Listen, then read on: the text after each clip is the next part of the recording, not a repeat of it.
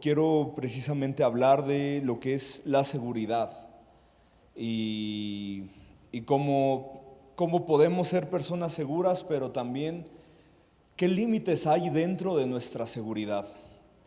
¿Qué límites debo de entender o comprender que hay a lo largo de mi seguridad?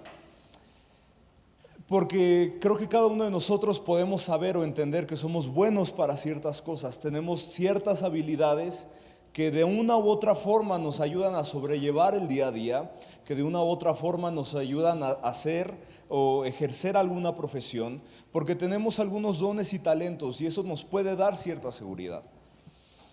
Entonces quiero hablar de esto. Estuve meditando un poco de esto, de este comportamiento que tenemos nosotros. Y bueno, quisiera empezar con un versículo que a lo mejor varios conocemos, comprendemos como introducción. Este no venía en las pantallas, pero es Jeremías 17:5.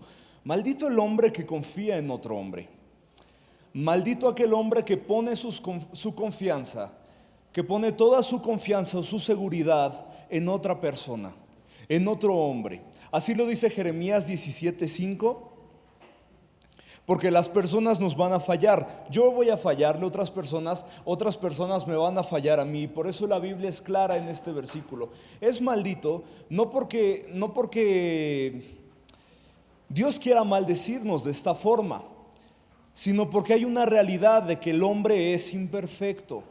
Cada uno de nosotros somos imperfectos.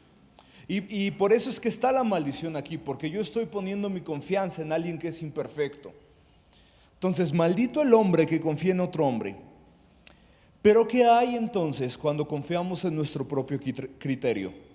¿Qué hay cuando precisamente confiamos en nuestras propias habilidades o nuestra forma de ser o en los dones y talentos? ¿Qué hay entonces cuando estoy poniendo mi confianza en esa forma? Y antes de hablar de nuestra seguridad, creo que es importante hablar de nuestras inseguridades. De las inseguridades. Cada uno de nosotros lidiamos con inseguridades y no somos los únicos mortales que llegamos a lidiar con estas inseguridades. Vamos a ver algunos personajes de la Biblia que se enseñan incluso desde niños. Vamos a ver algunos de estos personajes y cómo estos personajes también tuvieron que lidiar con inseguridades. Entonces, primero antes de hablar de las seguridades, quiero hablar de las inseguridades que tenemos. Nadie de los que Dios llamó se sentían seguros o aptos para llevar el plan que Él tenía. Y quisiera primeramente hablar de 3 personajes. Vayamos primeramente con Jeremías, y esto lo vamos a ver en Jeremías 1:7.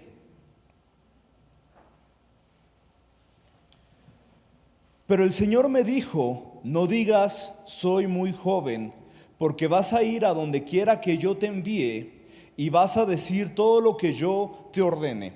Jeremías 1:7. Entonces, este es el primer personaje que quisiera hablar rápidamente el día de hoy. El Señor lo llama, es el primer capítulo del libro de Jeremías. Dios llama a Jeremías en un tiempo donde la nación de Israel se había desviado grandemente, se estaba desviando, y Dios levanta a Jeremías para hacer una advertencia al pueblo de Dios, para ser un profeta que corrigiera. Había profetas que eran levantados en tiempos de prosperidad, pero había otros profetas que tenían que ser levantados cuando el pueblo se estaba desviando, cuando el pueblo estaba olvidando sus caminos, cuando el pueblo estaba olvidando a su Dios. Y este fue el caso de Jeremías. ¿Y qué pasa con Jeremías? Vemos su primera inseguridad. Dios, tu plan está muy padre, está muy bonito, pero estoy fuera. Casi era lo que le quería decir. Dios, yo sé que mi nación está mal, yo sé que es un mal tiempo, pero yo no soy el indicado para el plan que tú tienes. Yo sé que tus palabras son para bien, que todo lo haces con propósito, pero yo no soy el indicado. ¿Y cuántos de nosotros no nos hemos sentido así en algún cargo, incluso en alguna palabra profética que nos es dada?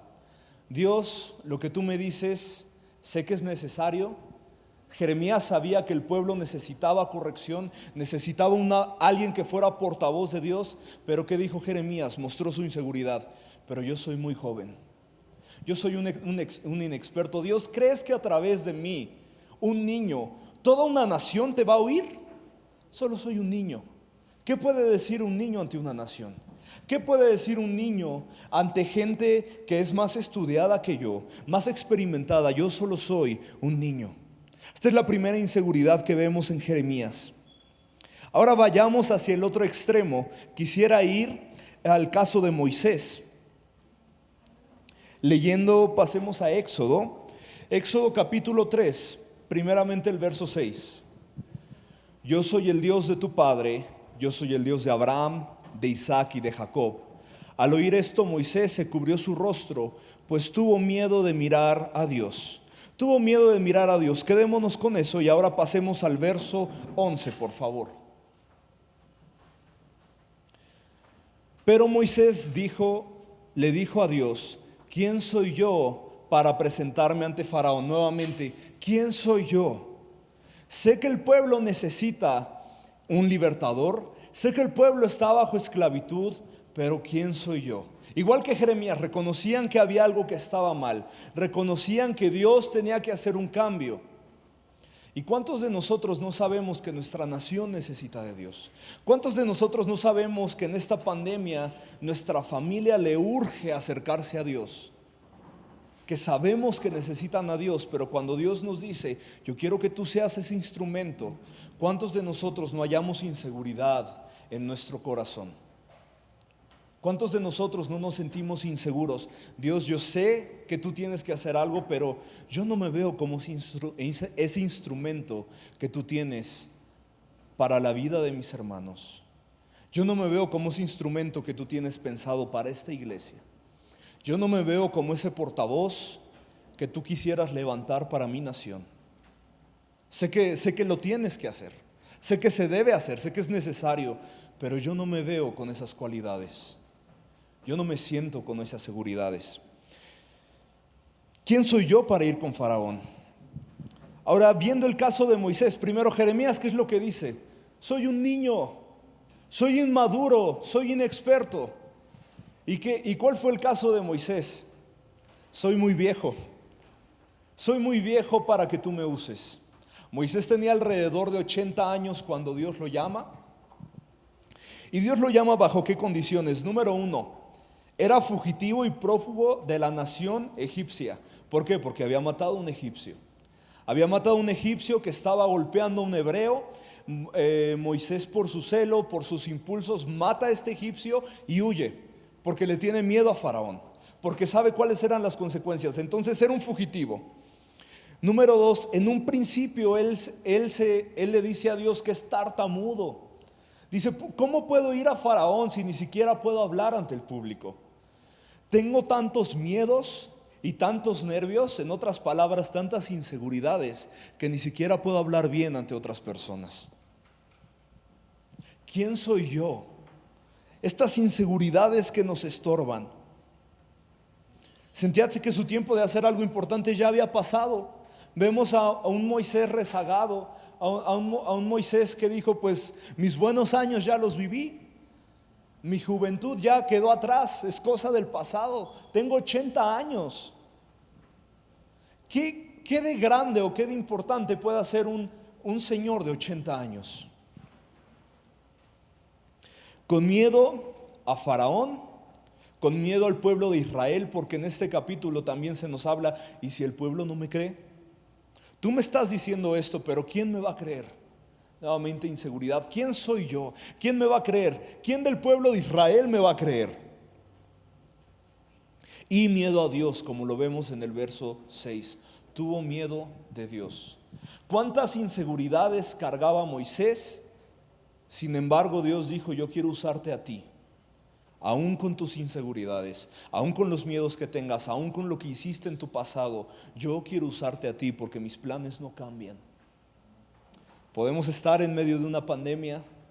Antes dábamos por hecho, 2018, 2019 nos reuníamos, qué padre era reunirnos y qué gozo es verlos cada domingo, cada miércoles. Pero ¿quién iba a decir, quién iba a pensar que por un año, más de un año, no nos íbamos a ver? Ahora quiero ir a un tercer personaje, que es Gedeón. Vayamos a Jueces capítulo 6, Leamos el verso 11. Muchas gracias, equipo de transmisión. El ángel del Señor vino y se sentó bajo la encina que estaba en Ofra, la cual pertenecía a Joás, del clan de Abiezer. Su hijo Gedeón estaba trillando trigo en un lagar para protegerlo de los madianitas. En otras versiones dice para esconderlo de los madianitas. Leamos el verso 12. Cuando el ángel del Señor se le apareció a Gedeón, le dijo: el Señor está contigo, guerrero valiente. Ahora, algo interesante que vemos en el verso 11 es que no estaba haciendo nada valiente. En el capítulo 6 se dice que los madianitas llegaban y recolectaban todo el trigo que iban sembrando el pueblo de Israel. Digo, no quisiera usar este ejemplo, pero si alguno se acuerda de la película de Bichos, pues algo así era parecido. Las hormigas trabajaban hasta que llegaban los saltamontes a quitarle. Pues eso mismo hacían los madianitas. Eso mismo estaban haciendo los madianitas con el pueblo de Israel. Entonces en el verso 11 vemos un Gedeón que está escondiendo sus bienes, está escondiendo sus trigos, se está escondiendo también de los madianitas, porque claro que si lo veían, pues le iban a quitar todo. Entonces Gedeón se está escondiendo y llega el ángel de Dios y le dice: Dios está contigo, valiente guerrero. ¿Qué dice Gedeón? ¿Valiente? Lo primero que estoy haciendo, me agarras escondiendo trigo, me agarras escondiendo algo de un enemigo que lo veo tan grande, más grande que yo. Gedeón tenía una mentalidad derrotada. Se estaba escondiendo de alguien más grande que él. Lo veía de una nación que él veía más grande que la nación de Israel. Gedeón presenta una mentalidad derrotada. Estaba escondiendo su trigo. Y vayamos ahora al verso 13. Jueces 6, verso 13. Pero Señor, replicó Gedeón, si el Señor está con nosotros, ¿por qué nos sucede todo esto? ¿Dónde están todas las maravillas que nos contaban nuestros padres cuando decían: el Señor nos sacó de Egipto? La verdad es que el Señor nos ha desamparado y nos ha entregado en manos de Madián. Entonces no solo estaba mostrando cobardía, no solo tenía una mente derrotada, también tenía incredulidad hacia Dios. Dios, si tú me dices que estás conmigo, ¿por qué me ha pasado todo lo que me ha pasado? Dios, si en tu palabra, cada domingo que vengo a la iglesia, cada vez que abro tu Biblia, porque incluso a veces hay días que ni siquiera la quiero abrir, y me dices que estás conmigo, yo no veo nada de eso. Soy incrédulo ante lo que me estás diciendo. Tengo incredulidad hacia la verdad, dudo mucho de lo que me dices. Es más, hasta dudo que seas tú hablándome. ¿Qué tantos problemas tenía Gedeón? Y aún así Dios dijo: los planes que yo tengo para ti. Dios no lo vio en su condición presente, Dios lo vio hacia la persona que lo quería formar. Como a través de este ángel que le dijo: Dios está contigo, valiente guerrero. Dios está contigo, porque Dios en sus planes no ve nuestro momento, no ve el momento presente, no ve la situación actual como un problema. No estoy diciendo que Dios se desentiende de la situación que estás viviendo. Lo que estoy diciendo es que Dios no te ve como tú te estás viendo en estos momentos. Dios no te está viendo como tú te puedas ver el día de hoy, con tus fracasos, con a lo mejor los errores que estés cargando de tu pasado. Dios no te ve de esa manera. Dios te ve conforme a sus planes. Dios no te ve a lo mejor como una persona que puede tener miedo el día de hoy ante el COVID, que pueda tener miedo a salir, que pueda tener miedo ante la crisis que estamos viviendo. Dios no te ve conforme tú te ves en tu situación actual. Dios te ve conforme el propósito y los planes que Él ha diseñado para ti desde antes de la fundación del mundo. Leyendo y regresando un poco al libro de Jeremías, Dios le dice a Jeremías: yo te formé desde antes de la fundación del mundo. Mis planes para ti estaban ya desde antes de la formación del mundo, desde antes de que yo creara todo lo que ves, todo lo que puedes tocar. Yo ya tenía planes para ti. No es ningún accidente que estemos viviendo una pandemia. No salió de los planes de Dios. No está fuera del control de Dios. No estuvo fuera del control de Dios que tengamos que abstenernos de reunirnos durante más de un año. Para nosotros, para muchos de nosotros fue un golpe, para muchos de nosotros era desesperación, pero no estaba fuera del control de Dios. Entonces, aún con esta incredulidad, y si vemos algo en común entre estos tres personajes, es que en pocas palabras le decían a Dios: Dios, no es momento, no es un buen momento. Jeremías: soy muy joven, Dios, no es un buen momento para que me uses. Moisés: soy tartamudo, ¿quién soy yo? Soy un simple pastor, aparte tengo 80 años, no es un buen momento, Dios, no es un buen momento. Gedeón: somos conquistados por la nación, por los madianitas, estoy escondiendo mi trigo, soy un cobarde, no es un buen momento para que me hables. Pareciera que Dios nos habla y nos dice sus promesas en los momentos menos indicados. Y lo vemos en estos tres personajes. No es un buen momento. ¿Y cuántos de nosotros, ante las promesas de Dios, que nos puedan decir el día de hoy, o que leemos en su palabra y decimos: esto sonaría padre o sonaría lógico si viviera otras circunstancias? Esto que Dios me menciona me sonaría lógico, lo podría creer si estuviera viviendo en otras circunstancias. Esto lo podría creer si el momento fuera más oportuno. ¿Cuántos de nosotros no estorbamos las promesas de Dios por estas inseguridades? No es el tiempo, no soy adecuado, hay gente más capacitada, yo no soy el escogido para tus planes. Yo no soy el escogido para ser un testigo tuyo y mostrar quién eres ante mi familia, mis amigos, ante mi nación. No es un buen momento. ¿Cuántos de nosotros hemos adoptado esa frase en nuestro corazón y en nuestra mente la hemos repetido una y otra vez? Dios, lo que tú me estás hablando no es un buen momento.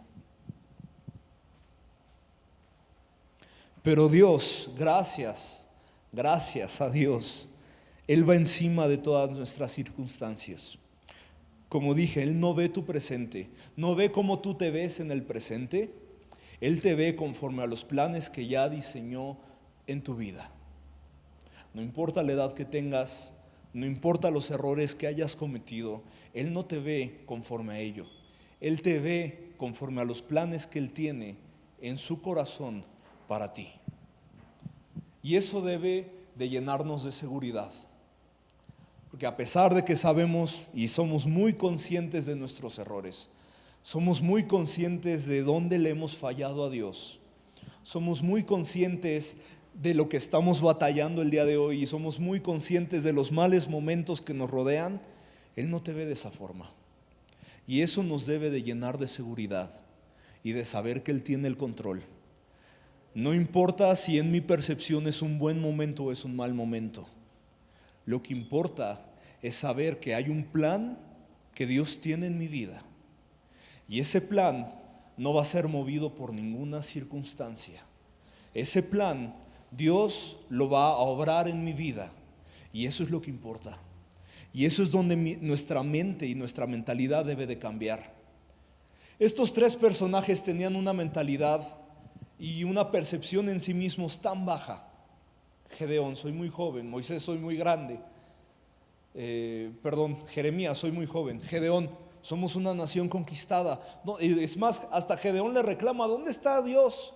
¿Dónde está el supuesto Dios que nos liberó de Egipto? Ese Dios que dicen que es tan poderoso, porque ahorita somos una nación miserable. Pero Dios nos habla en el momento preciso. Ahora, estas son las inseguridades que deben de ser suplidas y descansar en que los planes de Dios se van a llevar a cabo. Puede que el día de hoy no entienda cómo, puede que el día de hoy no comprenda cómo Dios lo va a hacer, porque realmente lo veo difícil, realmente la situación es cruda, la situación es dura, es fría, como en el caso de la nación de Israel en los momentos y en el tiempo de Gedeón. Somos una nación conquistada. Somos una nación tan miserable que todo lo que sembramos lo tenemos que esconder. Tan miserables somos que no tenemos ni siquiera cómo defendernos.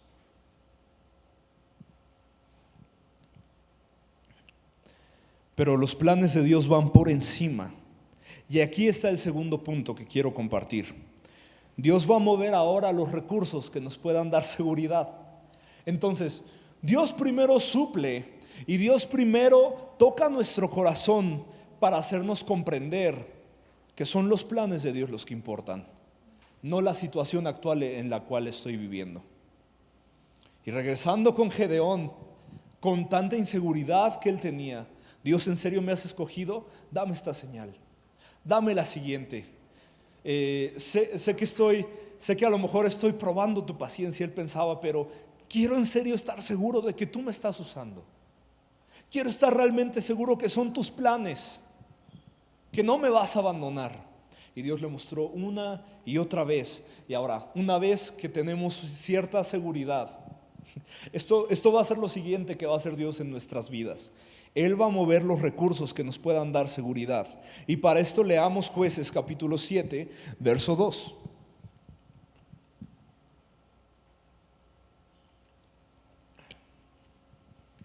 El Señor le dijo a Gedeón: tienes demasiada gente para que yo entregue a Madián en tus manos. Primero dejémoslo ahí. Tienes muchas personas. Primero, Gedeón le dice: ¿dónde estás, Dios? Ni siquiera tenemos ejército, no tenemos fuerza militar, y todo lo que ganamos y sembramos lo estamos escondiendo porque Madián es tan grande, es un ejército tan formidable que no podemos contra ellos. Y en el capítulo 7 Dios le dice a Gedeón: tienes mucha gente para que yo entregue a Madián en tus manos. Hay muchas personas en este ejército, hay mucha fuerza.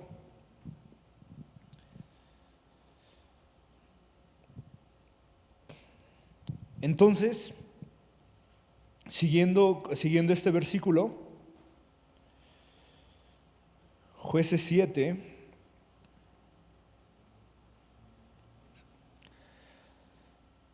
a fin de que Israel no vaya a jactarse contra mí y diga que por su propia fortaleza se han librado.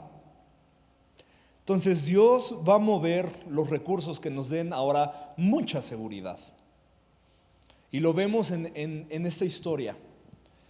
Mucha gente, mucho ejército, que a comparación de los madianitas en número no eran tantos, porque la Biblia dice que los madianitas no se podían contar. Parecían langostas, estos saltamontes que atacan y se acaban todas las cosechas. Entonces el ejército de Madián era mucho, demasiado. El de Israel se podía contar, eran 32,000 en ese momento. Llegan 32,000, son convocados 32,000 soldados para pelear contra Madián. Y Dios le dice a Gedeón: son demasiados. Esos 32,000 van a ser un estorbo y se sienten muy seguros, tan seguros que se van a olvidar que soy yo quien hace las cosas. Entonces, una vez que Dios sana nuestras inseguridades, una vez que Dios nos limpia de nuestras inseguridades, ahora lo que va a hacer Dios es pulir qué tan seguros nos sentimos. ¿Qué tan seguro se iba a sentir el pueblo de Israel? Sí, es que a lo mejor no fuimos un ejército tan grande como Madián, pero con estos 32,000, cada uno era inteligente, cada uno supo hacer lo que se debía hacer, y gracias a nosotros, gracias a nuestra fuerza, somos pocos pero muy machos. Gracias a ello ganamos nosotros. Ahora Dios tenía que quitarle mucha seguridad al pueblo de Israel. Seguridad en su propio entendimiento. Son demasiados que al momento de la victoria no me van a ver a mí. ¿Qué es lo que Dios te ha tenido que quitar a ti estos momentos, en este tiempo? ¿Qué seguridad? ¿Qué áreas en tu vida que tú tenías tan controladas, que tú decías: esto yo esta área, gracias a esta habilidad, gracias a este conocimiento que tengo, esto nunca se me va a salir de las manos. Nunca se va a salir del control, de mi control. ¿Qué es eso que Dios te ha tenido que quitar el día de hoy? Esa seguridad que Dios te ha tenido que quitar. Ya no estamos hablando de las inseguridades, ya no estamos hablando de cómo Dios nos da seguridad en medio de nuestras inseguridades. Ahora estamos hablando de cómo Dios nos quita nuestra seguridad, el exceso de seguridad. La seguridad en nuestros propios talentos va a ser un estorbo. Y para esto quiero ir a otro personaje. Lo vemos en Hechos 9, la conversión de Saulo. Saulo era un hombre muy seguro. Era un hombre muy, muy seguro en sí mismo. Y no solo porque lo que hacía él creía que era lo correcto, sino porque también lo que él hacía estaba respaldado. En Hechos 9, aquí no hay versículos, pero si tú gustas leerlo más adelante en tu casa, esta historia se encuentra en Hechos capítulo 9, la conversión de Saulo. Saulo era una persona muy segura en sí misma. Tenía respeto de los fariseos, respeto de los escribas. Tenía permiso de varias sinagogas para ir a perseguir a los cristianos en Damasco y hacia los límites de Gaza. Creía que hacía lo correcto. ¿Y qué tan seguro era este Saulo que todos le temían? Incluso los primeros discípulos, los primeros seguidores de Cristo, la iglesia primitiva, le temían a Saulo por cómo perseguía a los cristianos, por cómo perseguía y por el poderío que él tenía, el respeto y los recursos que él tenía. Él era un hombre muy temido, y alguien que es temido y alguien que es intimidante refleja seguridad en sí mismo. Entonces, ¿qué tan seguro era esta persona, Saulo de Tarso? ¿Y qué pasó? En esta historia vemos que se dirige a Damasco con toda su seguridad sobre su caballo, y muchas veces podemos ejemplificar el caballo como nuestra carnalidad. En lo que soy bueno, lo que a mí me gusta, lo que a mí me trae satisfacción, lo que a mí me trae placer. ¿Y qué pasó? Dios lo tumba de ese caballo. Dios lo tumba de esa seguridad. Lo tumba a tal grado que Saulo dice: ¿quién eres? ¿Quién eres tú, Señor? Reconociendo que quien lo tumbó era más grande y más fuerte que él, más fuerte que sus seguridades. ¿Quién eres tú? Saulo, ¿por qué me persigues? Soy yo, Jesús, a quien estás persiguiendo.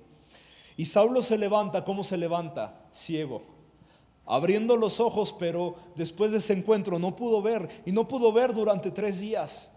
Un hombre tan seguro que sus seguidores, quienes estaban a su disposición, lo tuvieron que llevar de la mano. Lo tuvieron que llevar de la mano entrando a Damasco. ¿Qué tan seguro era Saulo y qué tan duro fue ese encuentro con Dios que le quitó toda su seguridad? Tanta seguridad que hasta algo tan básico de nuestros 5 sentidos que tenemos, se lo quitó Dios durante 3 días. Quedó como ciego durante 3 días. Tanta seguridad que Dios tuvo que romper en el corazón de Saulo.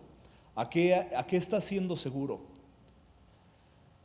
¿Qué de tus habilidades, de tus dones, de tus talentos te ha dado tanta seguridad que te olvidas que en quien debes de confiar plenamente es en Dios y no en tus habilidades, no en tus dones, no en la creatividad que Dios te ha dado?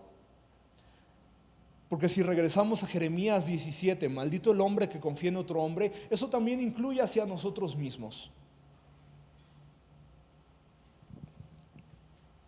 No solo habla de otras personas, sino también habla hacia nosotros. Maldito aquel que confía en sí mismo. Saulo era un hombre que confiaba mucho en sí mismo. Vayamos a otro personaje, otro ejemplo.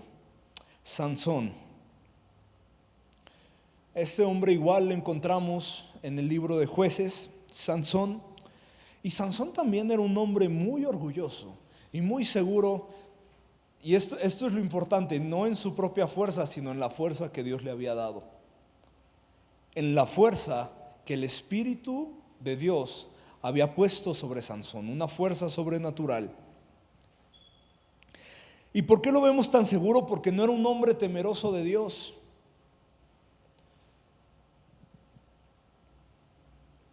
Se mete con una prostituta, se casa con una filistea, cuando en ese entonces la nación de Israel, Dios desde Josué les había dicho, no se contaminen con otras naciones, tanto en creencias como en sus personas, no se contaminen con ellos. Sansón no respeta nada de eso. Sansón mata a un león y después ese cadáver lo toca, y en esos momentos, siendo estrictos con la ley, Dios le pedía al pueblo judío que no tocara ningún cadáver. Sansón toca el cadáver de este león que había matado. ¿Qué tan seguro se sentía Sansón? Que estando con Dalila una y otra vez buscaba encontrar la debilidad de Sansón y veía cómo Dalila estaba respaldada por los filisteos. Y qué tan seguro se sentía Sansón en sí mismo, que nunca tuvo la idea de salir de ahí. Nunca se le ocurrió salir de en medio de Dalila, que Dalila no era honesta. ¿Cuántas veces no le llegaban los filisteos y Dalila le decía, los filisteos sobre ti, pero él se libraba? ¿Por qué? Porque estaba confiado en la fuerza que Dios le había dado. Entonces, este sentido de orgullo es un poco más escondido. Ya no estoy hablando de mi fuerza, ya no estoy hablando de mis habilidades, sino que ahora tengo mucha confianza en lo que Dios ha puesto bajo mi cuidado.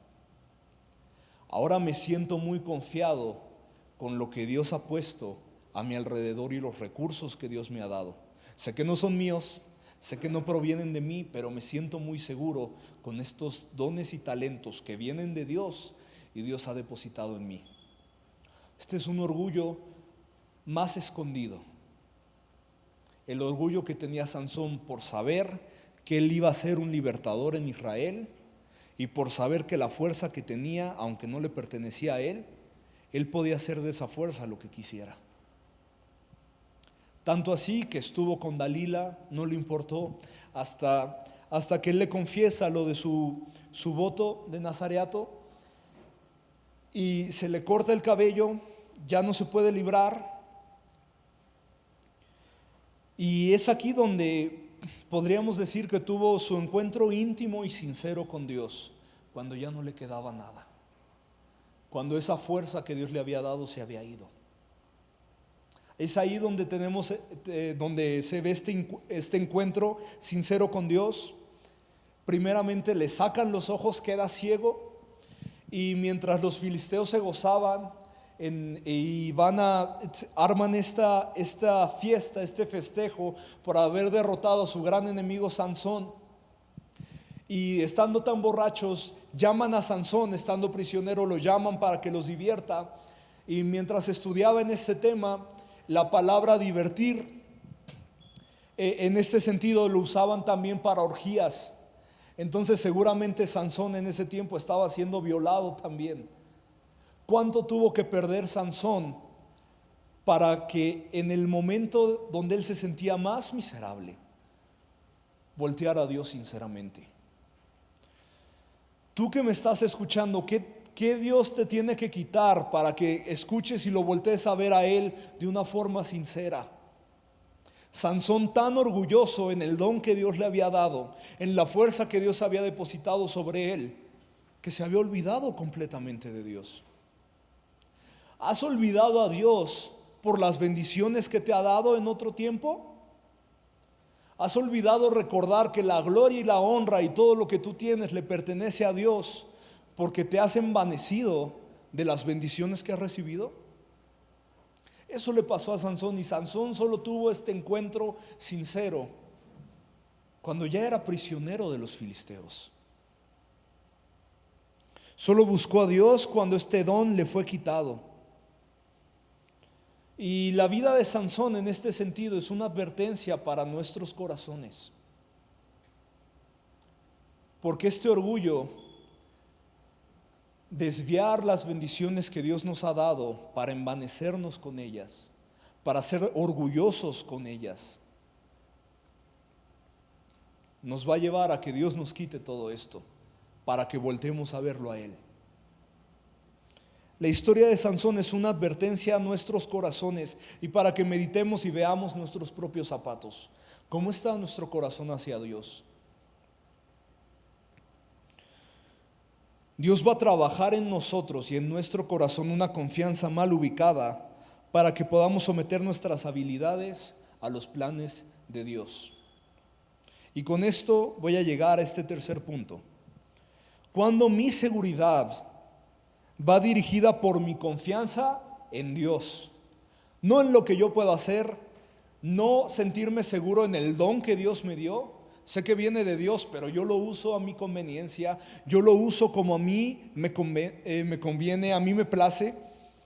No, sino que cuando mi seguridad, mis dones y mis talentos van dirigidos por mi confianza en Dios, entonces puedo ver una gran victoria. Y aquí regresemos a Jueces capítulo 6, leamos el verso 14.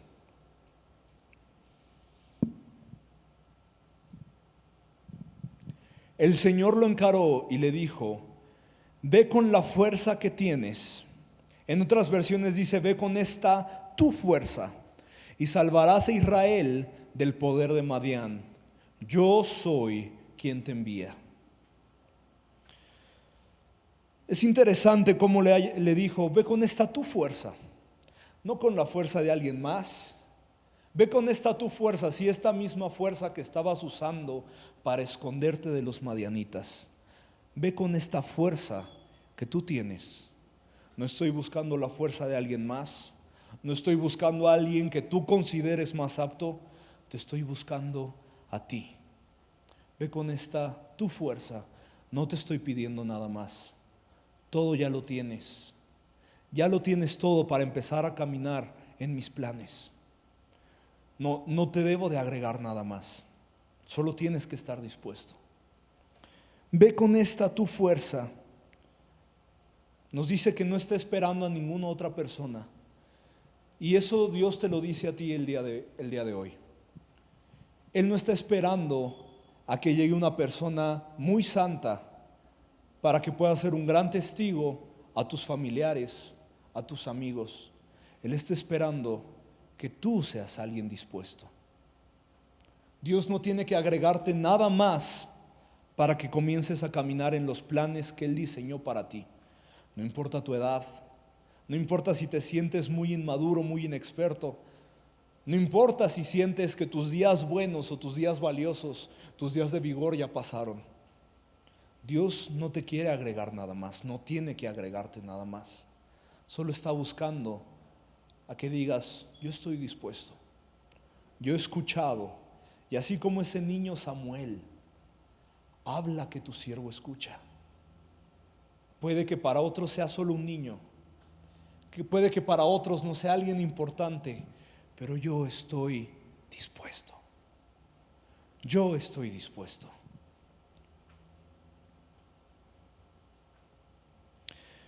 No necesito ser mejor para empezar a cumplir los planes de Dios, solo estar dispuesto. Solo estar dispuesto a empezar y caminar en los planes de Dios. Quisiera cerrar con esta historia, David y Goliat. ¿Cómo enfrenta David a Goliat? Todo esto, esta historia que igual me emociona mucho, igual me motiva mucho, me inspira mucho, a decir verdad. La vemos en 1 Samuel capítulo 17. Y antes de leer el último pasaje, quiero hablar de ciertas cualidades. Primero, David no enfrenta a Goliat como un soldado. David no se enfrenta a Goliat con armadura, con una espada, no se enfrenta con músculos que pudieran intimidar. ¿Cómo se enfrenta David a Goliat? Goliat, que sí era un soldado experimentado. David se enfrenta a Goliat siendo lo que él era. No era un soldado, era un pastor. No se enfrentó a Goliat aparentando ser un soldado. Dijo, yo soy un pastor de ovejas, y con esos cuidados que yo he aprendido del rebaño, con la forma en que yo he aprendido a defender las ovejas, con quien yo soy, así voy a enfrentar a Goliat. No imitando o tratando de ser alguien que no soy. Y eso es lo que Dios nos quiere decir el día de hoy. No tienes que aparentar ser alguien más. David enfrentó a Goliat no como un soldado, sino siendo el joven pastor de ovejas que era. Él lo venció no con una piedra, no con una espada, sino con una honda y piedra, lo que él sabía manejar, lo que él sabía usar. Y cuando Saúl le quiere dar su armadura, dar su espada, él dijo, yo no puedo pelear con él así, porque no estoy siendo yo. Dios no lo va a entregar en mis manos tratando de aparentar a alguien que no soy. ¿Cuántas veces no nos queremos acercar a Dios aparentando ser personas muy espirituales?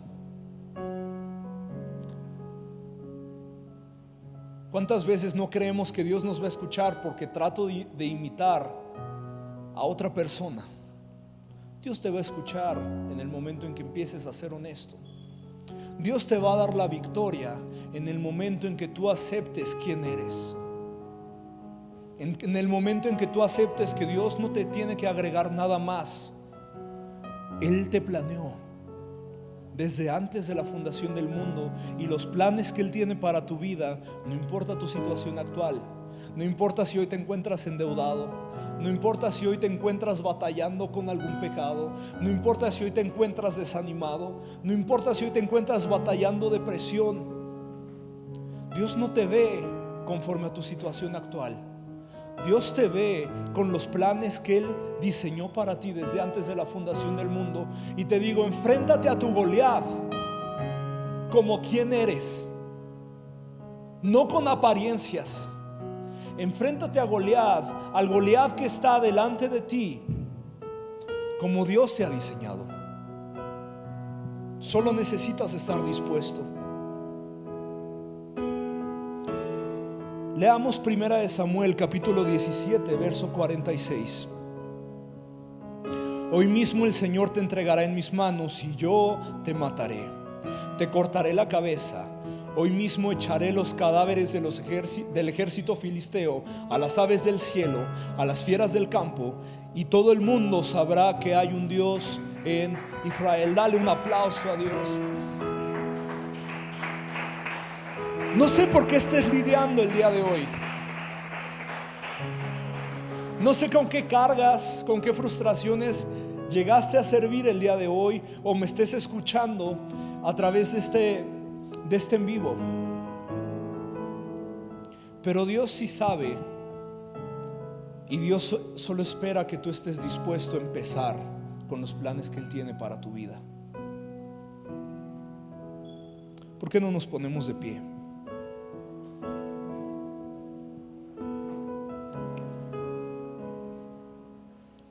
A lo mejor te sientes muy inseguro el día de hoy. A lo mejor crees que nada bueno podrías hacer para el reino de Dios. O a lo mejor estuviste muy seguro en tus habilidades. A lo mejor te sentías muy seguro de lo que Dios ha depositado en ti, del don que Dios te ha dado. A lo mejor te sentías muy seguro. ¿Qué Dios te tiene que quitar el día de hoy? Para que sepas que la honra y la gloria, que el que tiene el control de todo es Dios.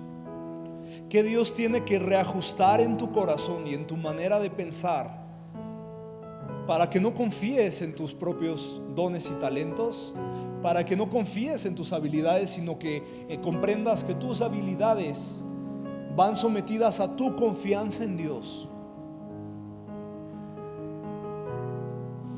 A lo mejor has escuchado promesas de Dios últimamente, has abierto la Biblia y ves bendiciones de Dios y te llegan esos pensamientos que dicen eso es para ti, y tú dices claro que no, porque no es un buen momento. No es un buen momento para que yo crea esto. No es un buen momento para que yo me motive y predique quién es Dios en mi vida. No es un buen momento para que yo hable que Dios es mi seguridad cuando me siento inseguro, cuando he vivido mucha inseguridad en mi familia, a lo mejor en mi vecindario. No es un buen momento. ¿Qué es lo que Dios tiene que romper el día de hoy en tu corazón? Ahora la pregunta es, ¿estás dispuesto? ¿Estoy dispuesto, Dios, a seguir tus planes? ¿O estoy dispuesto a que me quites mucha seguridad que había guardado en mi corazón? Y así como David, yo quiero empezar tus planes no aparentando ser alguien muy sabio, no buscando sentirme justificado conmigo mismo para decir ahora sí Dios me puede usar. Solamente tienes que estar dispuesto.